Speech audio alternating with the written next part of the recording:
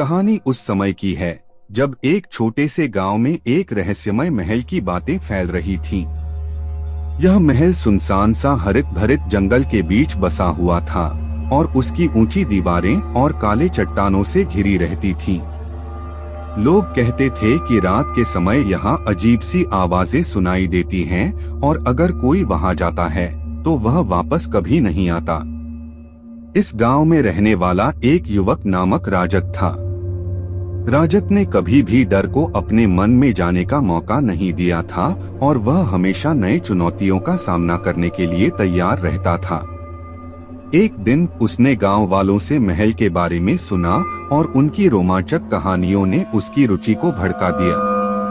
उसने तय किया कि वह महल का सत्य जानने के लिए एक रात के लिए उस जगह को चुनेगा।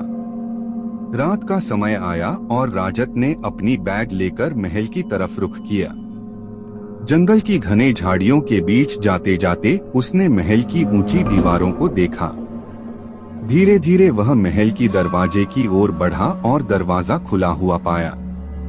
महल के अंदर का माहौल अत्यंत ठंडा और भयंकर था। राजत ने अपनी दीपक जलाई और आगे बढ़ते हुए महल की अंदरूनी कमरे में पहुंचा।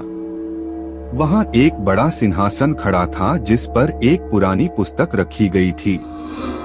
राजत ने पुस्तक खोली और उसमें दी गई रहस्यमय बातें पढ़ने लगा।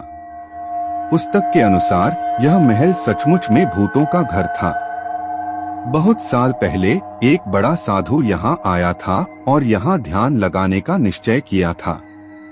लोग कहते हैं कि उसने यहाँ अद्भुत शक्तियों को पुकारा और उसके द्वारा की गई पूजा ने भूतों को बुला लिया।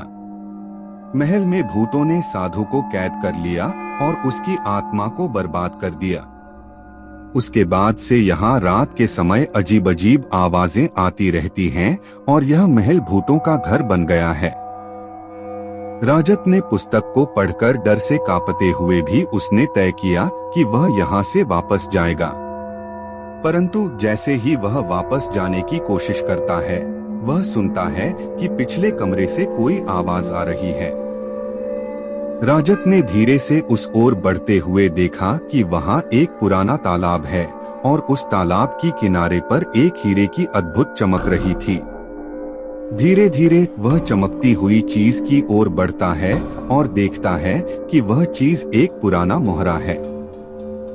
मोहरे की ओर बढ़ते ही राजत ने देखा कि वह मोहरा साधु की आत्मा को संग्रहित करने का कारण बना हुआ है। राजत को समझ आता है कि इस मोहरे का असर है जो महल में भूतों को कैद कर रखता है। वह तय करता है कि उसे इस मोहरे को तालाब में फेंकना होगा ताकि साधु की आत्मा शांति पा सके। राजत ने मोहरे को लेकर तालाब की ओर बढ़ा, परंतु तालाब का पानी काला और अजीब था। जैसे ही वह मोहरे को तालाब में फेंकता है, तालाब का पानी उगलता है और एक भूतिया सा रूप लेता है। भूत ने राजत को आभास कराया कि उसकी आत्मा अब शांति पालेगी और महल में फिर कभी भूत नहीं रहेंगे।